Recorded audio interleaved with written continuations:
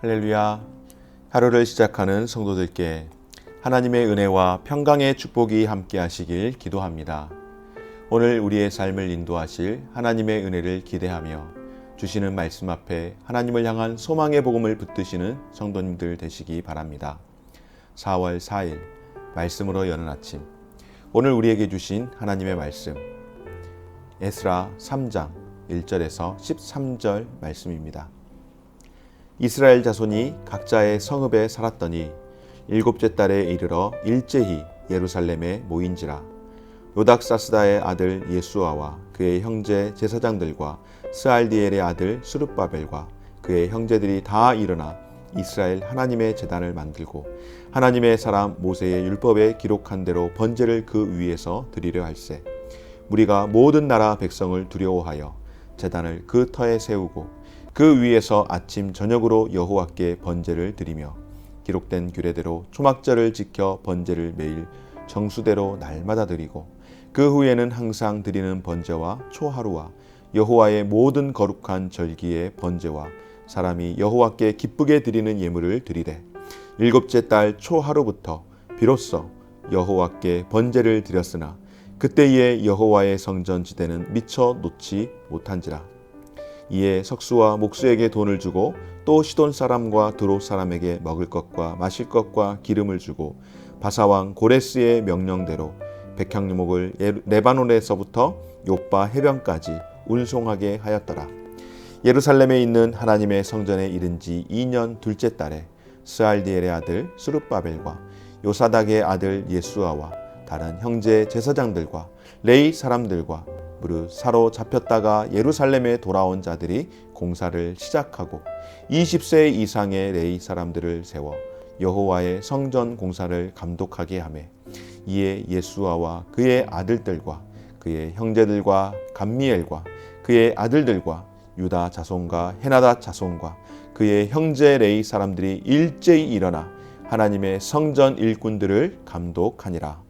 건축자가 여호와의 성전의 기초를 놓을 때에 제사장들은 예복을 입고 나팔을 들고 아삽 자손 레위 사람들은 제금을 들고 서서 이스라엘 왕 다윗의 규례대로 여호와를 찬송하되 찬양으로 화답하며 여호와께 감사하며 이르되 주는 지극히 선하심으로 그의 인자하심이 이스라엘에게 영원하시도다 하니 모든 백성이 여호와의 성전 기초가 놓임을 보고 여호와를 찬송하며 큰 소리로 즐거이 부르며 제사장들과 레위 사람들과 나이 많은 족장들은 첫 성전을 보았으므로 이제 이 성전의 기초가 놓임을 보고 대성통곡하였으나 여러 사람은 기쁨으로 크게 함성을 지르니 백성이 크게 외치는 소리가 멀리 들리므로 즐거이 부르는 소리와 통곡하는 소리를 백성들이 분간하지 못하였더라. 아멘.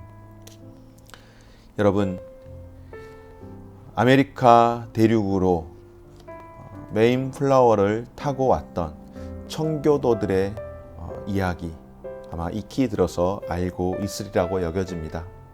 언제나 추수감사절 때가 되면은 항상 이 청교도들의 그 신앙의 모습을 우리가 상기를 하게 되는데요. 아마 그들이 처음으로 하나님 앞에 예배 드리던, 그러니까 추수감사절로 하나님 앞에 감사했던 그것을 기억하기 위해서 우리가 언제나 추수감사절이 되면은 청교도들의 그 신앙, 메인플라워 이야기를 항상 언급을 하게 되어지는데, 오늘 저는 이 메인플라워 이야기를 잠깐 언급하면서 추수감사절 1년에 정말로 어렵게 지내면서 추수감사절을 보냈던 그 이야기가 아닌 그들의 목적이 왜 이렇게 죽음을 각오하고서라도 저 영국 땅에서 대서양으로 건너 보스턴으로 이민을 오게 되었는가, 그것들을 한번 잠시 생각해 볼 때에 이유는 딱 한 가지입니다. 신앙의 자유를 위해서. 신앙의 자유를 위해서 메인플라워를 타고 수많은 사람들이 왔지만은 오는 과정 가운데에 여성들, 아이들, 노인들, 그리고 몸이 건강하지 못했던 수많은 사람들이 죽어가고 결국 보스턴 그 작은 항구에 들어와서 아메리카 신대륙을 밟은 사람은 불과 200명도 채 되지 않았던 그 사람들이 이유가 딱 한 가지, 바로 신앙의 자유를 위해서 왔었는데, 그 신앙의 자유를 위해서 왔던 이들이 가장 먼저 했던 일이 무엇일까요? 바로 교회를 세우는 일이었습니다. 당장 아이들에게 먹일 것이 없습니다. 가르칠 학교도 없습니다. 병들어 있는 자들을 치료해 줄 만한 병원도 없습니다. 머무를 만한 집도 없었습니다. 집도 절도 아무것도 없는 그 상황 가운데에 이들이 가장 먼저 하기를 원했던 것, 신앙의 자유를 위해서 찾아왔던 그 마음 하나를 가지고 먼저 교회당을 짓고 하나님 앞에 예배를 하며, 그리고 집을 짓고, 그리고 학교를 짓고, 그리고 병원을 지으면서 그들의 신대륙에서의 신앙생활, 정착생활이 시작이 되었습니다. 그때 지었던 그 교회, 기념이 되겠죠. 그러나 그 기념이 될 만한 교회, 얼마나 허술했을까요? 얼마나 빈약하게 보였을까요? 그러나 얼마나 잘 지었느냐보다 더 중요한 것은 우리가 이것을 왜 짓는가라고 할 때에 하나님 앞에 예배할 공간을 마련하기 위함이었습니다.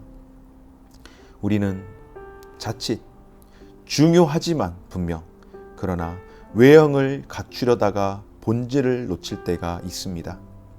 이스라엘 백성이 70여 년 만에 포로 생활을 하고 돌아온 후에 이제 각 성읍에서 살다가 7째 달이 되어서 일제히 예루살렘에 모여 성전을 재건합니다.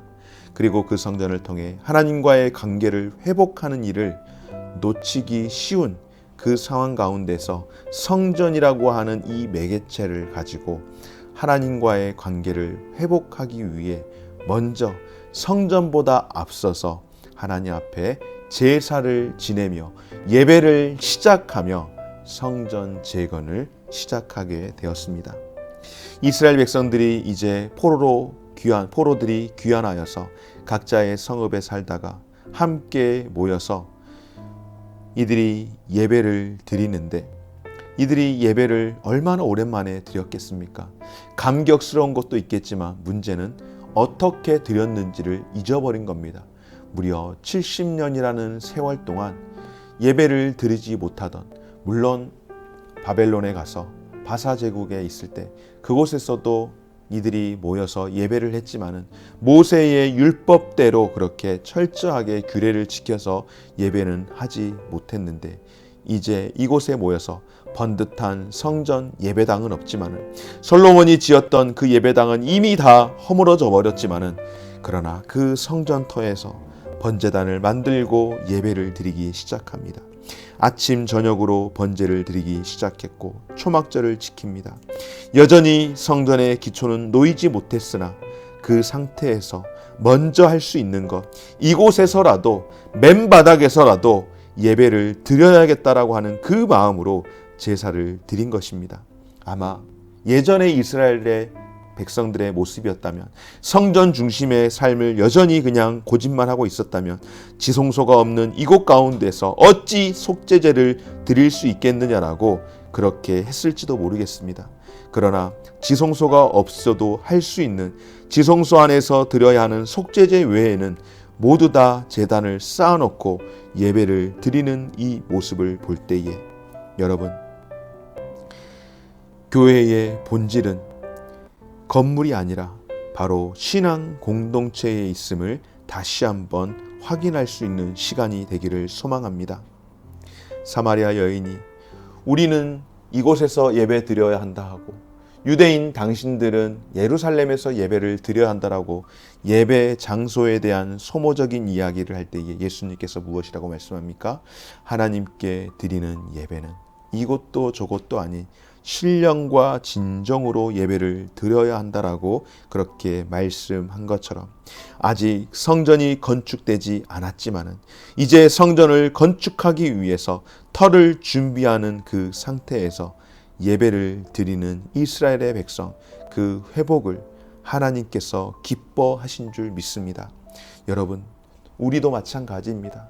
우리 교회의 상황들이 지난날 여러 가지로 예배를 드릴 수 없는 상황들과 형편들이 있었습니다. 더욱이 외적으로는 코로나로 인하여서 또한 이 할 수 없는 충분한 필요 조건들이 너무너무 많이 있었는데, 그러나 여러분, 할 수 없는 필요 충분 조건이 많기에 그러면은 아무것도 하지 않아야 되는가? 아니요. 비록 우리가 온라인으로지만은 이렇게라도 매일매일의 아침을 깨워가는 것 또한 하나님께서 기뻐하시는 일인 줄 믿습니다. 이렇게 백성들이 하나님의 전을 성전 터에 도착하여서 시작할 때에 여러분 어떻게 합니까? 한 마음 한 뜻으로 애쓰는 모습을 보게 됩니다. 착오 없이 공사하기 위해 20세 이상의 레위 사람들을 세워서 감독을 하게 하고 모두가 한 마음으로 같이 해 나아갈 때에 신앙 공동체라고 하는 것은 마음을 따로 두어서 당신 마음과 내 마음과 서로 달리하는 것이 아니라 한 마음이 되어서 주님을 바라보며 한 마음이 되어서 하나님의 말씀을 따라 움직일 때에 하나님께서 기뻐하실 줄 믿습니다. 우리 교회, 우리 성도들이 다시금 마음을 모아서 예배를 회복하기 위해 힘쓸 수 있기를 주의 이름으로 축원합니다. 그런데 여러분, 이 성전의 기초가 놓인 것을 보고 감격과 찬양을 올리는 이들이 있습니다. 대성 통곡하던 이들이 있었습니다. 제사장과 레위인 족장들이 대성 통곡을 합니다. 왜 그랬을까요? 70년 만에 포로를 끝내고 돌아왔을 때에 폐허가 되어버린 그 성전 터를 보면서 형편없이 무너져버린 성전 터 위에 이제 다시 기초를 세울 때에 얼마나 그 마음이 감격이 컸겠습니까? 그리고 지난날에 하나님 앞에서의 그 부끄러움과 그 죄악으로 인하여서 우리의 죄악, 나의 죄로 인하여서 무너져버린 이 성전을 바라볼 때에 얼마나 가슴이 미어졌겠습니까? 여러분, 지금 이들의 눈물, 고통의 해안 가운데에 이제 기쁨과 회개로 하나님 앞에서 다시 나아갔던 것처럼 우리 안에 무너졌던 예배의 제단이 다시금 세워짐으로 말미암아 하나님 앞에 예배로, 기쁨으로, 회개로, 눈물로 다시금 회복할 수 있기를, 아니 그런 회복의 은혜를 주시기를 오늘도 기도하는 사랑하는 우리 귀한 성도들 되어주시기를 주의 이름으로 축원합니다. 사랑하는 여러분, 신앙은 결코 외형에 있지 않습니다. 물론 외형이 중요하지요. 무시할 수 없지만 더 중요한 것은 본질적인 부분 아니겠습니까? 하나님과 먼저 깊은 관계가 제대로 구축되면 외형은 따라오게 되어 있습니다. 우리 교회에 예배를 드릴 만한 어떤 기계적인 환경들이 열악함은 사실입니다. 그러나 열악하다고 해서 할 수 없고 안 하는 것이 아니라 그 가운데에서도 최선을 다하고 노력하고 때로는 우리 마음을 그런 열악한 환경 가운데서도 우리의 넉넉한 마음을 가지고 예배할 수 있도록 기도하는 성도들이 계시기에 우리가 계속해서 나아갈 수 있는 줄 믿습니다.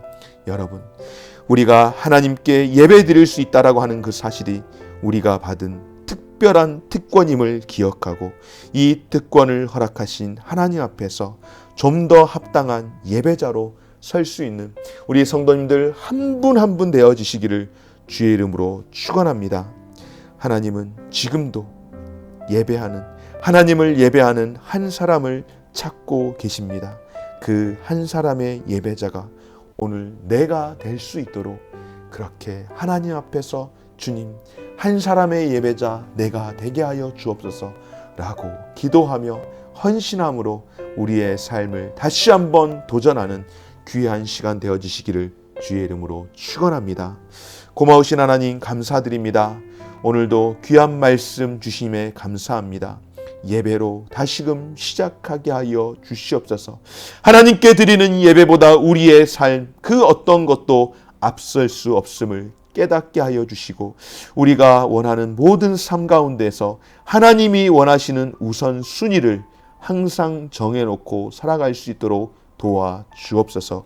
오늘 내가 하나님 앞에 한 사람의 예배자로 설 수 있도록 도와주시고 우리를 붙들어 주시고 우리를 사용하여 주시고 우리를 받아 주옵소서.